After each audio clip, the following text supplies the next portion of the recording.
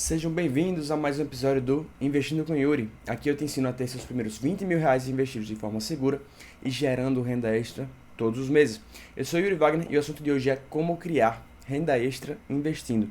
Dito isso, vamos começar. Bem-vindos, pessoal do Instagram. Então vamos lá, pessoal. É o seguinte, hoje eu vou explicar para vocês como fazer para criar renda extra através dos seus investimentos. Então, quais investimentos são os melhores para você fazer e que vão permitir que você tenha uma renda extra que pode ser mensal ou não, dependendo dos seus objetivos, tá certo? Então, para começar, eu estou aqui com a minha colinha. Primeiro tudo quando você sabe como investir, seu dinheiro gera renda extra passiva para você. E para a gente definir o que é renda passiva é aquele dinheiro que entra sem você precisar trabalhar ativamente por ele.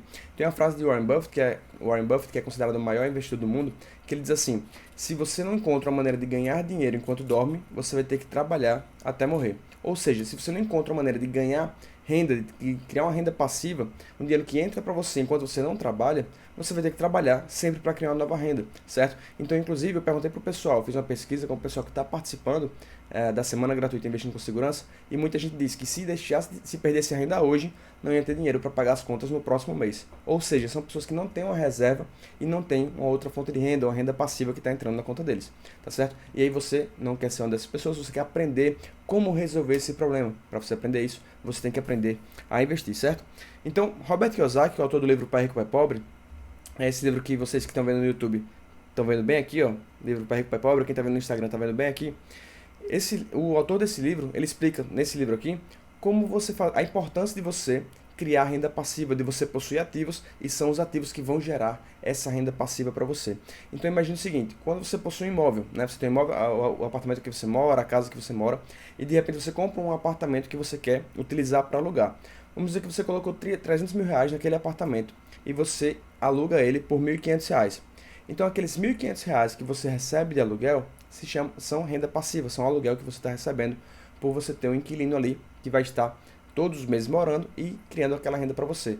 Não necessariamente você vai ter um trabalho ativo enfim, de estar trabalhando para você receber aquela renda, né? Em todos os meses aquele dinheiro vai entrar para você. Mas é claro, nesse caso do inquilino em particular, tem um problema. Você tem que se preocupar de renovar o contrato do inquilino, caso ele vá sair.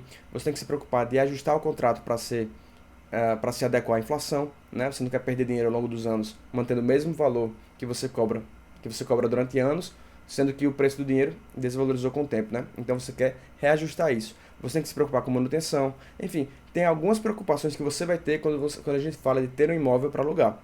Já quando você tem ações e fundos imobiliários, você recebe renda passiva desses investimentos sem precisar se preocupar com manutenção do imóvel, sem se preocupar com a gestão da empresa, tá certo? Então são maneiras de você criar renda passiva sem ter um trabalho, sem realmente ter nenhum ou quase nenhum trabalho ativo para você ter aquela renda, certo? O único trabalho que você vai ter vai ser de escolher a ação, escolher fundo imobiliário, escolher o ETF, escolher o ativo de maneira geral que você vai utilizar para criar renda passiva. E é claro, tem outras maneiras que você pode fazer para criar renda passiva, como por exemplo, quando você é autor de um livro.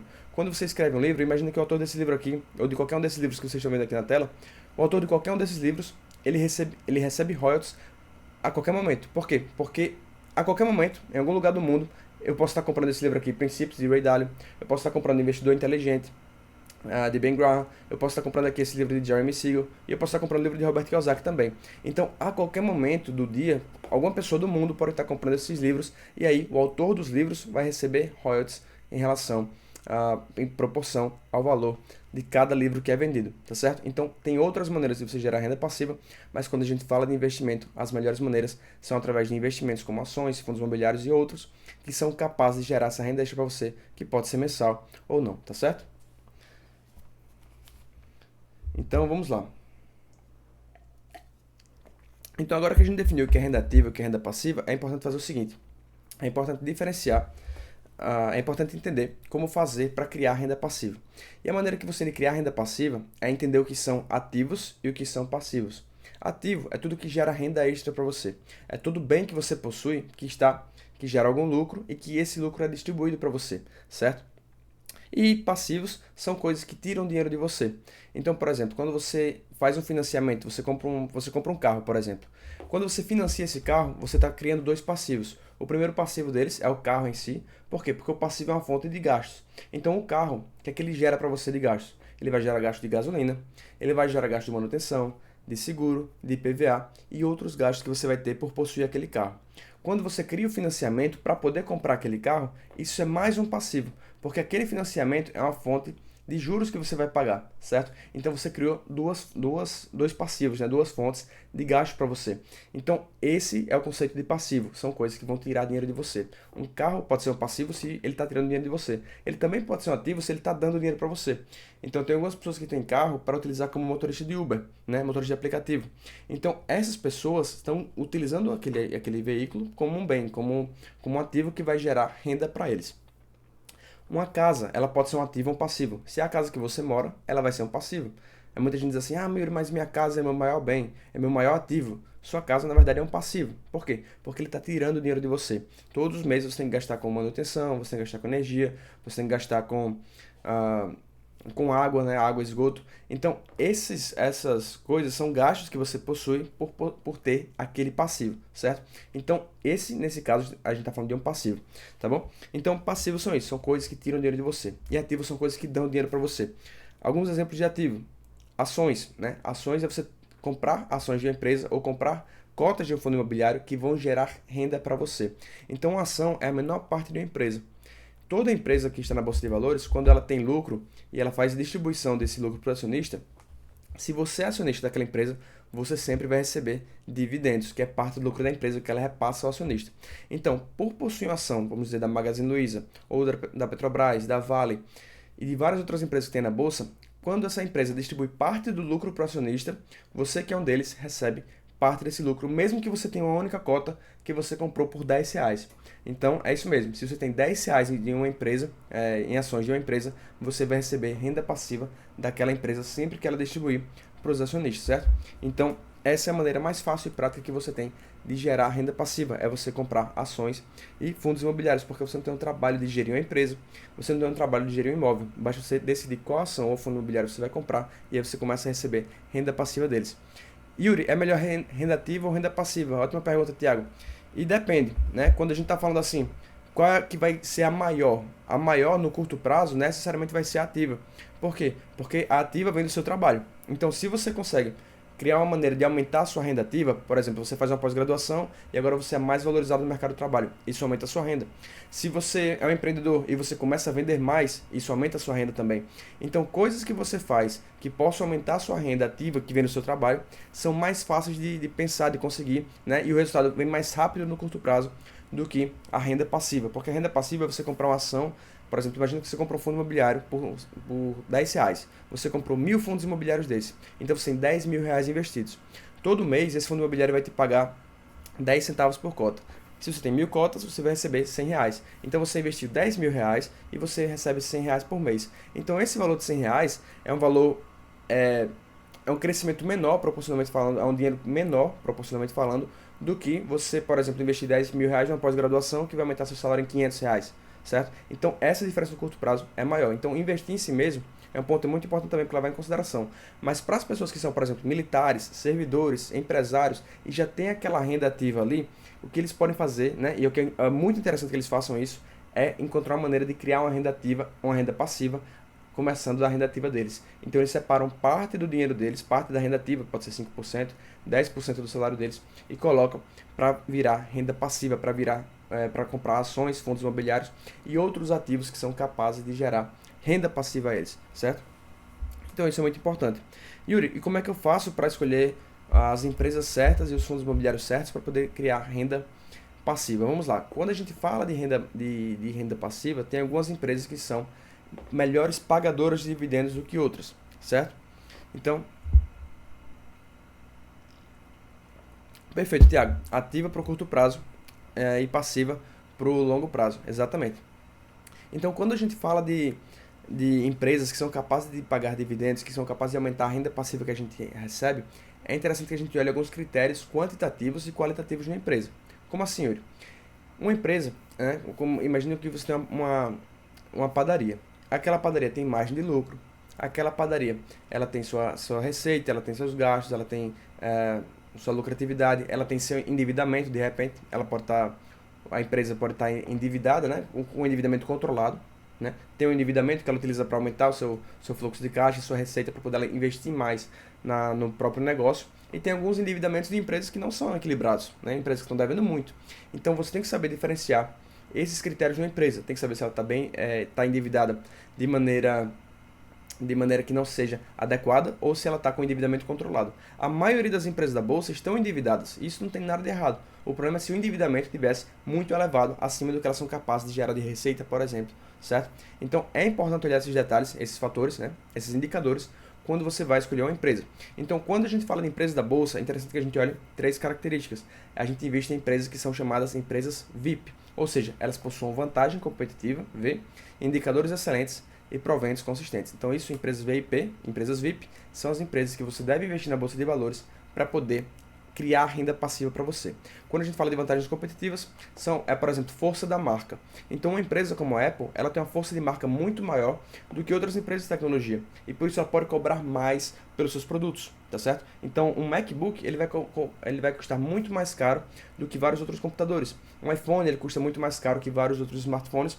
Um iPad custa muito mais caro que vários outros tablets. Então, ela tem essa força de marca muito forte. Ela também tem inovação, né? Então, o mundo todo busca ver o que a Apple vai lançar a cada ano. Por quê? Porque geralmente vem alguma coisa, vem alguma inovação, alguma melhoria. Então, essa força de inovação também é muito importante como vantagem competitiva de uma empresa. E tem outros fatores também. Por exemplo, como eu posso dizer? Registros e patentes. Então, empresas também, mais um exemplo, né, da Apple, ela tem registros e patentes muito fortes. Então, outras empresas não conseguem competir com ela por causa daquelas patentes que ela possui. Mesma coisa a Coca-Cola, que também tem patentes nos seus produtos, McDonald's e por aí vai. Então, essas empresas, elas têm uma força eles têm certas vantagens competitivas que tornam mais difícil para os concorrentes entrarem no mercado delas, certo? E essas vantagens competitivas podem ser tanto da empresa em si, como do setor que elas estão.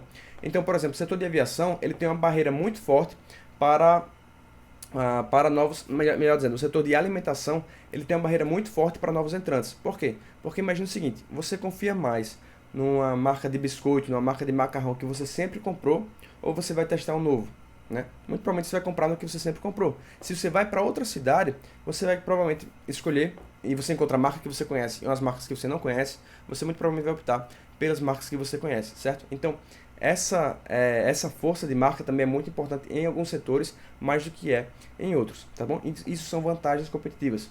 Tem também indicadores excelentes, como eu falei, endividamento controlado, lucratividade, margem de lucratividade boa, preço-lucro, né, que é o principal indicador para saber se a empresa está cara ou está barata, ele tem que estar baixo, a taxa de crescimento da empresa tem que ser alta. Então, esses fatores você vai olhando também para saber se a empresa está em um endividamento controlado, se ela está crescendo, se ela tem boas margens, enfim, esses fatores que você pode analisar numa empresa. E o último ponto são proventos consistentes, porque você não quer investir numa empresa que de repente pagou muitos dividendos em um ano específico, mas paga baixos dividendos em todos os outros anos, né? Vamos dizer que a empresa vendeu uma fábrica que ela possui, um imóvel que ela possui, e ela vendeu por 500 milhões de reais. E ela pegou boa parte daquele dinheiro, repassou para os acionistas em forma de dividendo. Então você olha aquele dividendo alto que uma empresa pagou num determinado ano, e você pensa, ela é uma ótima pagadora de dividendos. Mas isso pode não ser verdade. Por quê? Porque ela pode pagar dividendos inconstantes, não consistentes, que ela pague um valor elevado no ano, porém valores baixos em outro ano. Então você tem que ver se a empresa tem proventos consistentes. Mas Yuri, onde é que eu descubro se a empresa tem essas características? Quando a gente fala de vantagens competitivas, não tem muito o que fazer, você tem que pesquisar um pouco mais sobre a empresa e o setor que elas estão. Quando a gente fala de indicadores excelentes, tem alguns sites que a gente pode olhar para poder descobrir um pouco mais sobre os indicadores da empresa. Um desses sites é o site de relações com o investidor da empresa. Então, toda empresa que tenha a negociar em bolsa de valores, seja no Brasil ou fora do Brasil, ela tem um subsetor, digamos assim, dentro do setor financeiro que se chama relações com o investidor. Esse setor ele é responsável por passar informações aos acionistas, sejam eles majoritários, ou seja, os maiores acionistas daquela empresa, ou minoritários, aquela pessoa que comprou apenas uma ação por R$10. Então, esse setor aqui é responsável por responder clientes pelo WhatsApp, por e-mail, por telefone, enfim, responder os clientes não, os acionistas daquela empresa, tá certo? Então, nesse setor também possui um site, né? Toda empresa da bolsa possui um site, que é o chamado site de relações com investidores daquela empresa. E para você encontrar esse site, onde tem várias informações, tanto de receita, de gastos, de margem, de inovação, de apresentação de projeto, de apresentação, enfim, dos eventos da empresa, para encontrar esse site, basta você pesquisar pelo nome da empresa, espaço RI, no Google.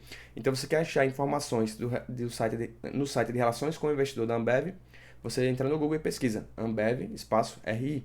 Já vai aparecer, né, de primeira o site de relações com o investidor da Ambev, onde você pode olhar a apresentação do trimestre, você pode olhar os resultados anuais, o resultado trimestral, enfim, várias coisas daquela empresa, vários projetos que a empresa tem para o futuro também, certo? Ambev tem isso, né? Enfim, toda empresa da bolsa. Então, qualquer empresa que você pensar, Santander, Bradesco, Banco do Brasil, Ambev, Petrobras, Magazine Luiza, todos eles têm um setor de relações com o investidor da empresa que você pode encontrar esse site pesquisando apenas no Google, certo? Lá tem várias informações. Yuri, mas eu queria uma maneira mais prática. Eu queria um atalho, eu queria um jeito de eu, poxa, juntar todas as informações de um canto só e somente bater o olho e conseguir ler aquelas informações. E felizmente tem sites que fazem isso. Um desses sites é o Fundamentos, Fundamentos com U no final. Então, você entrando no site do Fundamentos, ele tem lá as empresas, né, e seus indicadores, preço-lucro, margem EBITDA, endividamento, enfim, a CAGR, né, que é a taxa de crescimento daquela empresa, seja de lucro, seja de receita. Então, tudo isso está nesse site Fundamentos. Outro site também que inclusive muitas pessoas gostam e muitas pessoas conhecem é o site Status Invest. Nesse site ele aparece os indicadores de ações e fundos imobiliários de todas as empresas da bolsa. Então, basta você pesquisar pelo nome da empresa, né, ou pelo código da empresa que vão aparecer os indicadores daquela empresa. Preço, lucro, margem EBITDA, enfim, todos os indicadores daquela empresa vão estar listados para você. Inclusive no Status Invest, você consegue comparar empresas diferentes. Então, se eu estou na dúvida se eu investir no Banco Santander ou no Bradesco, eu posso colocar os dois e comparar os dois com base nos indicadores.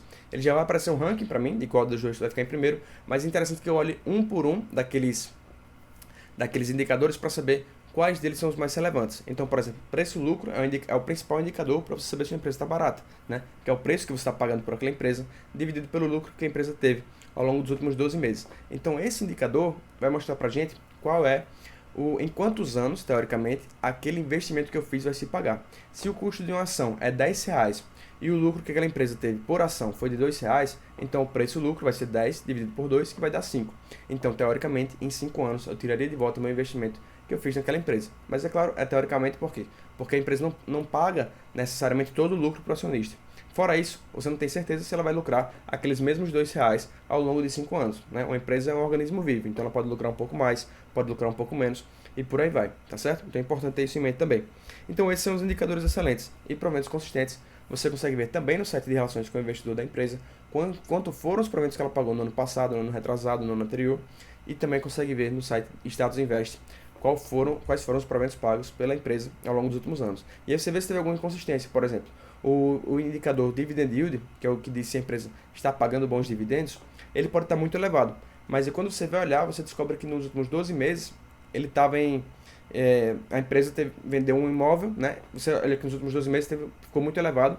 E aí quando você vai ver nos anos anteriores não teve isso, não teve essa elevação muito grande de pagamento de dividendos, que foi muito alto em um ano específico. E aí quando você vai atrás de ver, você descobre que aquela empresa ela teve um imóvel que ela vendeu de repente e aí distribuiu parte do lucro da venda do imóvel para os acionistas. Então isso é um provento que veio de maneira inconsistente. Ele não é constante, ela não vai ter vários imóveis para ficar vendendo a cada ano para poder pagar esses proventos para o acionista, certo? Então é importante ter isso em mente também. Mais algumas dicas aqui para vocês que querem investir em ações, querem investir querem fazer investimentos que vão gerar renda passiva. Mais algumas dicas, vamos lá. A primeira delas é olhar fatores também qualitativos. Então você tem que acompanhar também algumas notícias da empresa, algumas informações para saber, né, para ficar atualizado sobre aquela empresa, especialmente se você quer investir, se ela está no seu radar, ou se você já investe naquela empresa. Então um aplicativo, um site que ajuda muito, aplicativo ou site, tanto faz, que te ajuda muito a ter essas informações, essas notícias do mercado, é o Status Invest. Ou Status Invest não, desculpa. É o Trademap. Então, Trademap, Trade Map, MAP, é um site ou aplicativo, né? Tem um aplicativo para celular, tem um site no computador, que ele tem as notícias do mercado, as mais recentes. Então você pode olhar, por exemplo, a notícia do Nubank. Nubank recebe investimento de tal investidor, de tal fundo. Tal setor teve que vender tal coisa, tal empresa teve que acontecer tal coisa. Então você pode acompanhar essas notícias através do site ou aplicativo do Trademap, tá bom? São as informações qualitativas de uma empresa ou setor.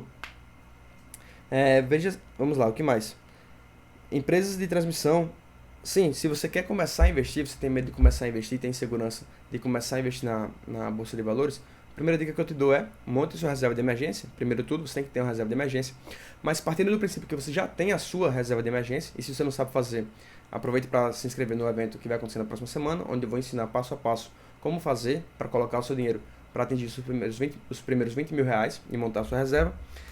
Mas a dica é, quando você vai começar a investir em ações, busque empresas que estejam em setores que são mais fáceis de você analisar. Você não quer chegar a analisar uma empresa que é muito complicada, né? O próprio Charlie Munger, que ele é sócio de Warren Buffett, ele diz que tem empresas que são óbvias, fáceis de analisar, empresas que são um pouco mais difíceis e empresas que ele coloca numa caixa que ele chama muito difícil para entender. Então ele nem sequer se dá o trabalho de entender como funciona a empresa, como ela lucra, ele simplesmente coloca a empresa nessa caixa na cabeça dele que diz assim, isso aqui é muito difícil, eu não vou nem olhar. Então você que vai começar, você não vai começar pela mais difícil, você vai começar pela mais fácil.